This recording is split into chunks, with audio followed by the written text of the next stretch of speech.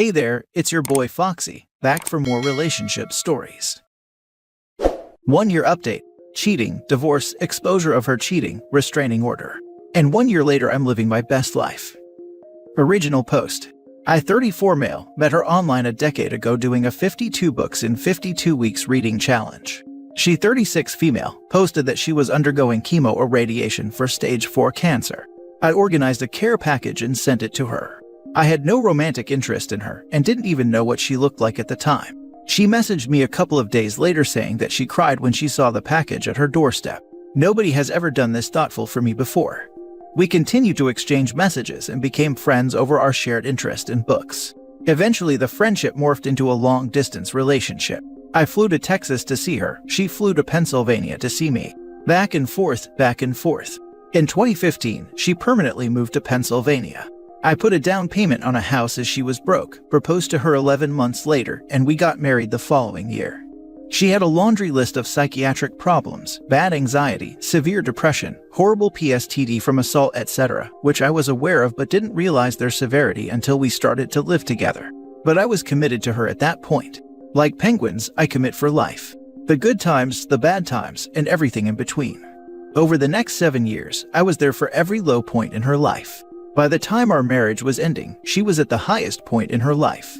All her psychiatric problems were under control. Her career was blossoming while working from home the entire time and making the most money she's ever made.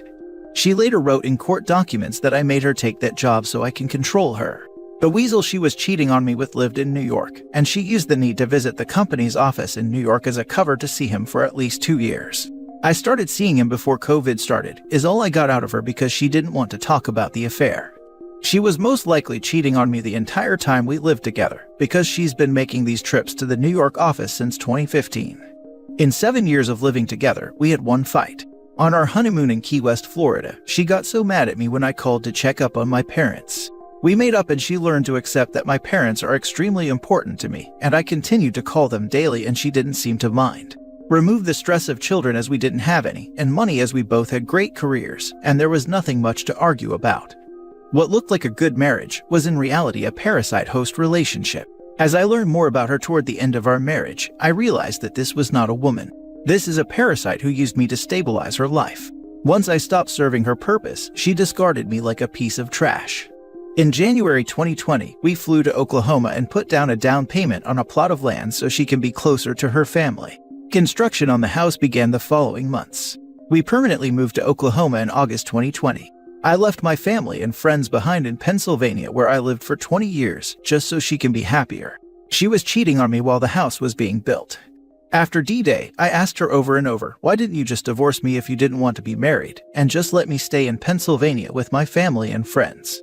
Her only response was, I'm a coward.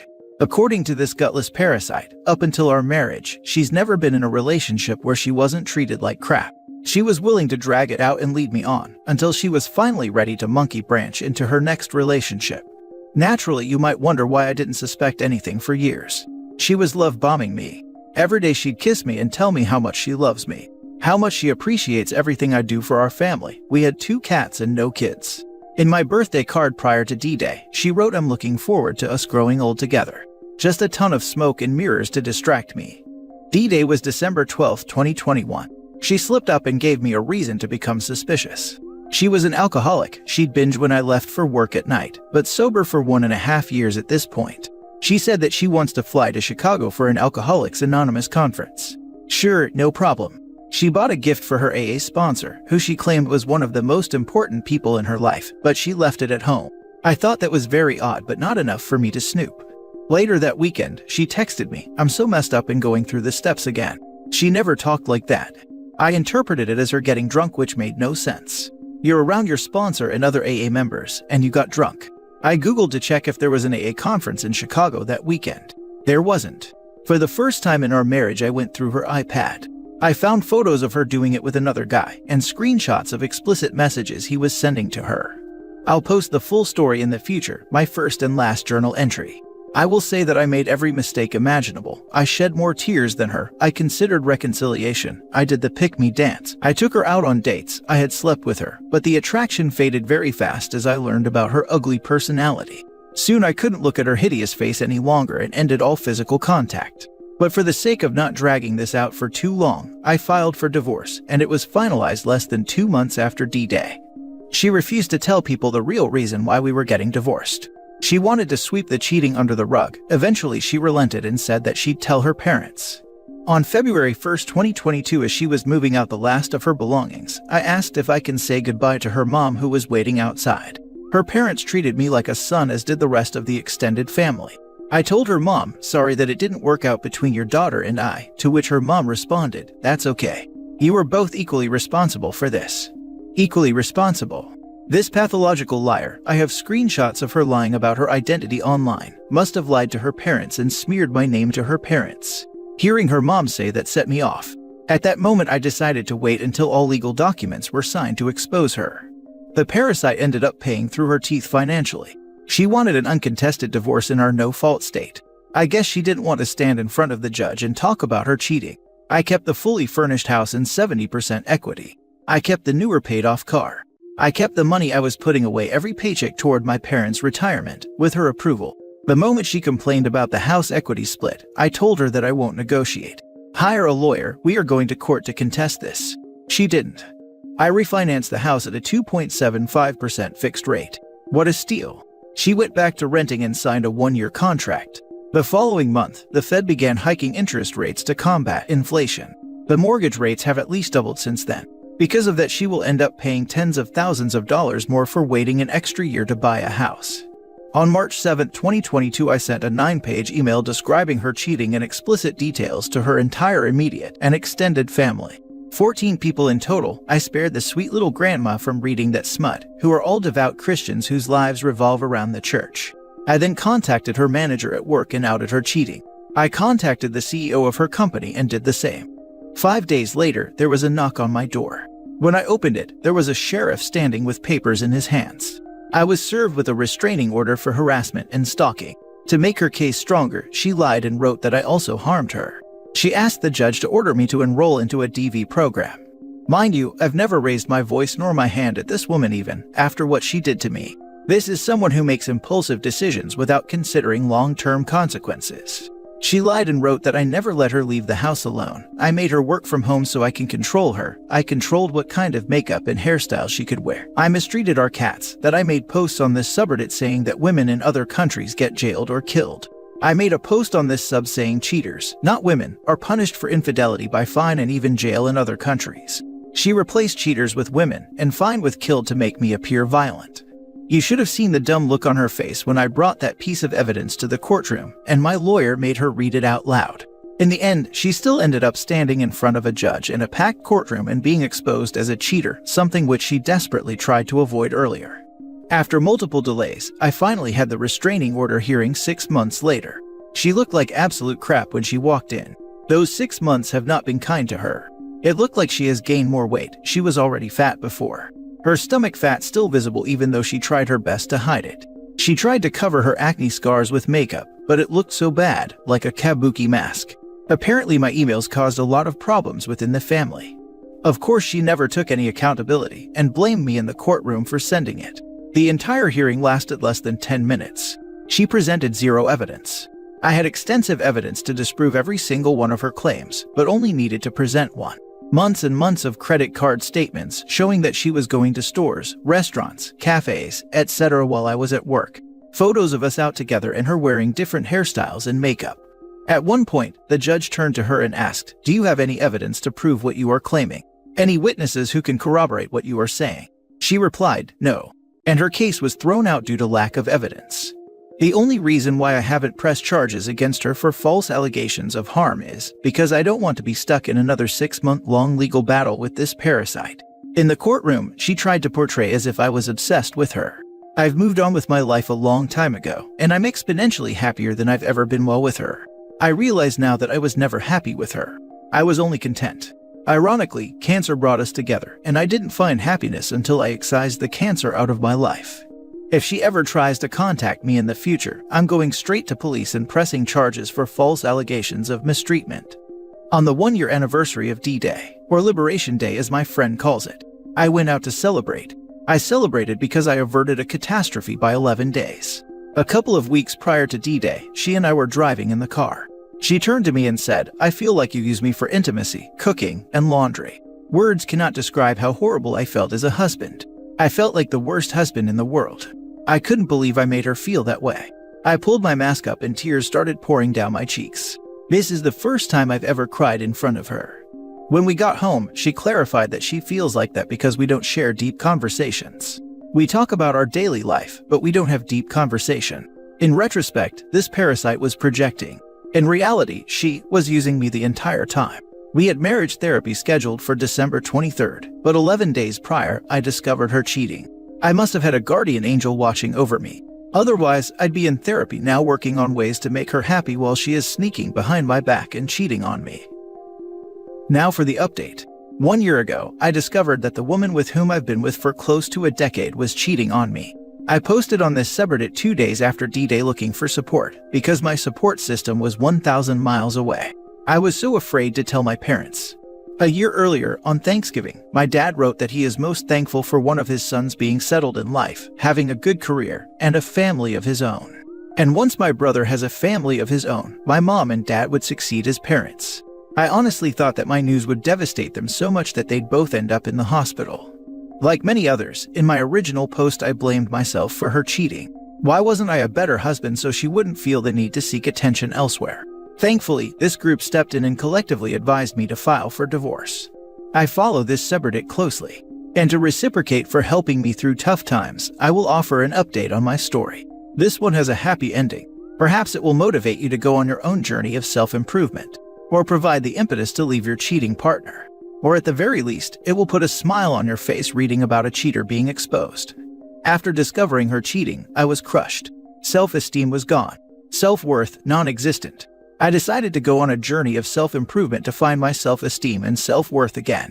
What helped me to regain my self-esteem was setting goals, then going out and achieving those goals. My weight loss journey started a couple of weeks prior to D-Day. Her cheating kicked it into another gear. I joined a gym a couple of days after D-Day. Over the next 11 months, I lost close to 60 pounds. A little over a month after D-Day, I signed up on a whim to run a marathon. I was still overweight at the time and hadn't run a mile since playing high school soccer. But I had 87 days to prepare, and I was determined to finish the marathon at any cost. I finished the marathon in a little over 5 hours. You can read more about my couch to marathon story here. After finishing the race, my self-esteem shot up. If I can do this, I can do anything I set my mind to. I'm currently looking for an endurance coach to train for a triathlon. A couple of months after the marathon, a friend challenged me to do a bodybuilding. It was so outside of my comfort zone to stand half naked in front of a large crowd, next to competitors who have much more experience than me and to be judged, but I accepted the challenge. With only 16 weeks to prepare, I needed professional help, so I hired a personal trainer. I have a collage of my physical transformation since D-Day, culminating in getting on a bodybuilding stage and winning a medal. At this point, I'm looking good and feeling good, self-esteem is through the roof, and I'm oozing confidence. I'm currently training for one more show in June and one in October 2023. I made a wager that I will take home the first place in my class in October. This year, I've been purposefully putting myself outside of my comfort zone. After 10 years as a registered nurse working with adults, an opportunity came up to work with children. This is way outside of my comfort zone. Health problems, common medications, and communication in general is completely different between adults and children. But I jumped at the opportunity and have absolutely loved it. Today I work at a children's psychiatric hospital where we provide crisis intervention for homicidal and self-harming children ages 5 to 17. Since the divorce, I will double my income in the first fiscal year. The goal for 2023 is to bring in $200,000. I'm in the last semester for my master's degree, and I should be finished in the next couple of months. I took a 7-day, 10-state, 5,000-mile road trip to Montana with my best friend. While married, I always wanted to visit Montana but never pulled the trigger. We had an absolute blast. The highlight was going on a fishing charter, each one of us catching a 29-plus-inch lake trout, then cooking it at our lakeside cabin. The goal for 2023 is to cross off a bunch of other states on the visit every state in the U.S. bucket list. I'll be hitting Alaska, Pacific Northwest, and southeastern states. This year I've invested more time and money toward my health and well-being than I did for the past 10 years combined while married to her. I attended 3 individual therapy sessions. My 4th session lasted 15 minutes. I had nothing to discuss about the past and wanted to focus on the future instead. As Wayne Gretzky said, I stake where the puck is going to be, not where it has been. The therapist said that he didn't feel like I needed any more sessions because I was doing so well. It's been a complete recovery at that point. I have no triggers. I used to get a recurrent nightmare of the two of them laughing at me, the clueless husband. Those nightmares stopped once she lied in the restraining order about me mistreating her. At that point I realized that this parasite doesn't have an ounce of care for me, so why should I for her? The weasel's birthday is 9 days before my own, and I completely forgot about it this year. On D-Day, or as my friend calls it, Liberation Day, I went out to celebrate. In regards of my romantic endeavors, I waited until the restraining order case against me was dismissed before pursuing women. I whiffed on my first try. I asked a co-worker 40-plus female out on a date and was hit with a "I'll think about it and I'll let you know" reply. Ouch. In my mind, if it wasn't an enthusiastic yes, then it's a no. A friend suggested the Hinge dating app. I had a bunch of success there. Lots of matches. Took one woman, 38 female, out on a date. I'll preface this by mentioning that the last time I courted a woman was a decade ago. We were sending each other love letters through snail mail. This woman and I clicked very well while messaging each other, and then, a couple of hours prior to the date, fireworks. I told her that I have the date covered and don't want her to reach in her purse to pay for anything. Also, that I will hold the door for her wherever we go. Well, she didn't appreciate that. You should have put that in your dating profile. This is 2022, and most women don't need a man to pay for them or hold their doors. Prior to this, I asked what her boundaries are regarding holding hands, hugging, and kissing on the first date. She said that she needs to feel comfortable just to hold hands on the first date. Fine, it will be an Amish date. It will be like taking my sister out on a date. Needless to say, it got tense a couple of hours prior to meeting up. I asked if she wants to cancel, no hard feelings if you do, to which she replied, "No, I'm intrigued by you." I could have canceled, but honestly, I wanted to see how much of a disaster the date will turn out to be. I imagined dinner to be the dinner scene from Mr. and Mrs. Smith, followed by the scene where they're trying to murder each other. We met up and actually had a great time. Had a drink, then took a private Latin dance class and had dinner afterward. No tense moments or awkwardness. At dinner I told her that even though I had a great time and found her attractive, I don't see this going past the first date. Even though we meshed well that night, we'd clash in the future because of our personalities. I walked her to her car. She was gushing over me the entire time. She gave me a long lingering hug and we parted ways. When I got home, she texted me, "It looked like you wanted to kiss me all night." I replied that I did, but I respected your boundaries. She followed that with, "Maybe I should have kissed you then." I told her to come over the next night to cook dinner at my place. She obliged. 24 hours later we were fooling around in my bed. She said that she wants us to date casually. Perfect for me. That gives me time to focus on my other goals. I ended up ending it with her a couple of days later because she disrespected me. After the parasite I was married to was so disrespectful toward the end of our marriage, I vowed to never let another woman disrespect me ever again. Had I started dating immediately after the divorce, I'd have probably put up with a lot of BS because my self-esteem was gutted at the time. And then I met my current girlfriend.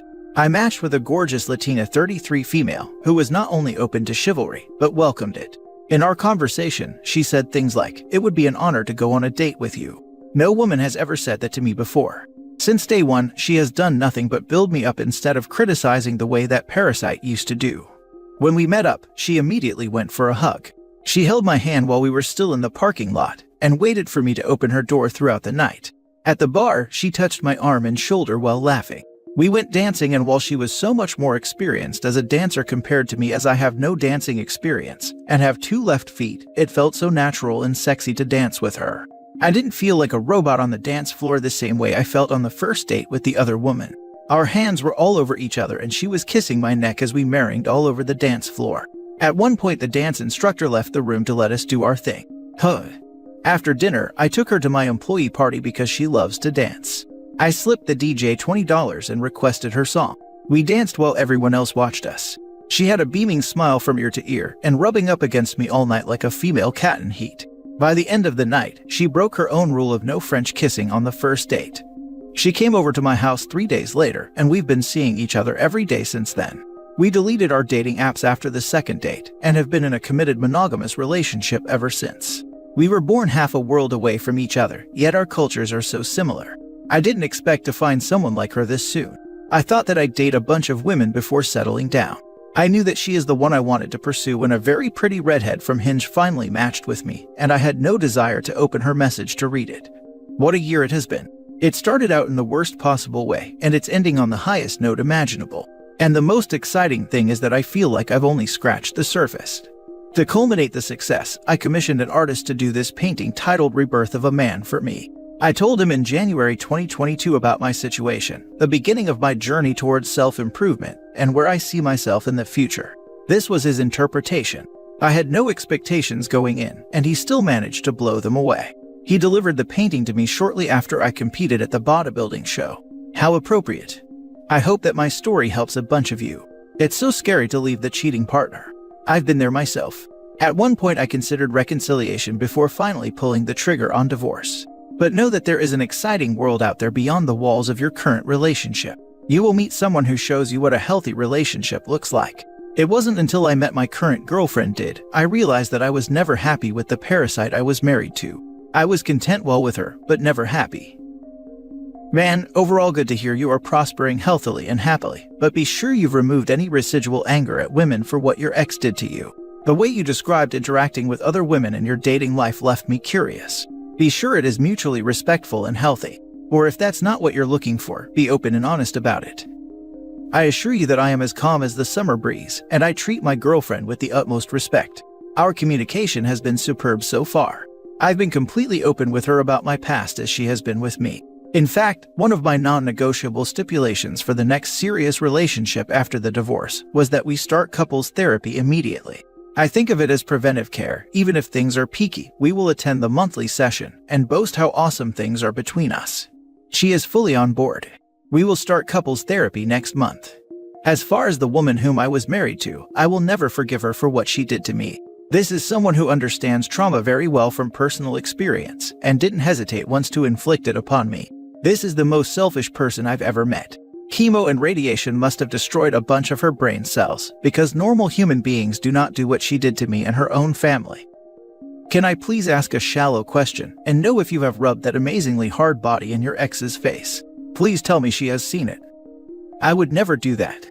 I really don't care what she thinks of me or what she is doing with her life. It's inconsequential to me whether she found happiness or is burning in hell right now. I purposefully avoid the area of the city where she lives, just so I don't run into her by accident. Additionally, I'd never disrespect my current partner by contacting the woman I used to marry to.